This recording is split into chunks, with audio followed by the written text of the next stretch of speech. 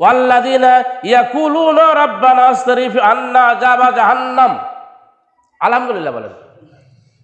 আর যারা দোয়া করে, আল্লাহর নিকটে যারা চায়, যারা দোয়া করে, যারা ইয়াকুলুনা বলে রব্বানা, হে আমাদের রব, ইসরিফ, আমাদেরকে সরিয়ে রাখুন, আমাদেরকে বাঁচিয়ে রাখুন, আমাদেরকে দূরে রাখুন, ইসরিফ আযাবা জাহান্নাম, জাহান্নামের আযাব থেকে। আলহামদুলিল্লাহ বলেন। সবাই কি দোয়া করে নাকি এগুলো বলেন, এখন বলেন। হ্যাঁ, আল্লাহর মনোনীত বান্দার গুণ থাকবে 13টা। কয়টা? 5 নাম্বার গুণ হলো রাব্বানা ইসরিফ আন্না আযাবা জাহান্নাম। এই মনোনীত বান্দারা এরা দোয়া করবে আল্লাহর দরবারে, আল্লাহ জাহান্নামের আযাব থেকে তুমি আমাদেরকে দূরে সরিয়ে রাখো, আল্লাহ জাহান্নামের আযাব তুমি আমাদের দিও না।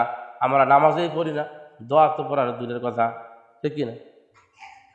তাহলে আল্লাহর মনোনীত বান্দা আমরা কি হতে পেরেছি?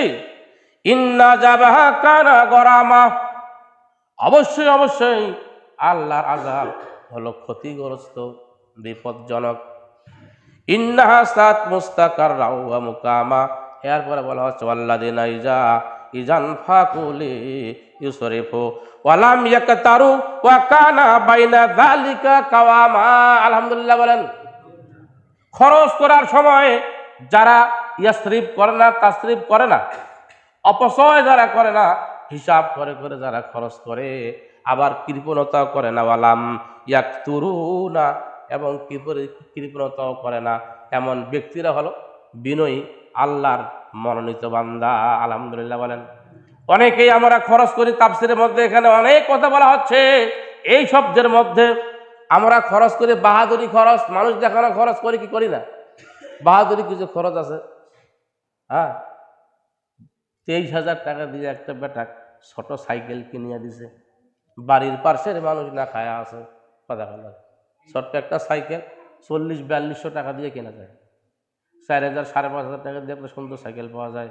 তা না করি 22-23,000 টাকা দিয়ে একটা সাইকেল নিয়ে চলে বেটার টানে, আর বাড়ির আশেপাশে মানুষ না খায়া আছে। আসে না নাই এরকম? সেই দিকে তার নজর নাই। এই জন্য বলতেছে লাম ইউসরিফু, এরা যখন খরচ করে তখন এরা অপচয় করে না। বিনয়ী ব্যক্তি কোনোদিন অপচয় করে না। আল্লাহর মনোনীত বান্দা যারা হবে এরা কোনোদিন অপচয় করে না। অপচয়, আত্মীয় স্বজন আছে, এত বাজার খরচ যেটা প্রয়োজন নাই সেগুলো মেহমানকে দেখানোর জন্য অপচয়। এখানে অপচয়ের দ্বিতীয় ধাপ বলা হয়েছে যে দান সদকা করে মানুষ দেখানো, এটাও হলো অপচয়। এটা কি? যারা মানুষ দেখানো দান সদকা করে, এটা হলো অপচয়। ইমাম সাহেব অথবা মাহফিলের বক্তা বলেছেন সলিমউদ্দিন দিয়েছে 5,000, পার্শ্বে বসে আছে কলিমউদ্দিন, চিন্তা করে পর থাকি আমার জমিন 5 বিঘা বেশি আছে, দিবার পারুক না পারুক ছাপিয়া কয় যে আমরা দিব 8,000।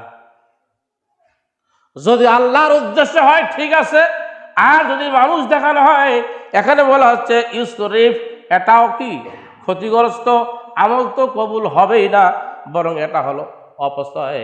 এটা কি? এটা হলো অপচয়। অপচয় করা যাবে না।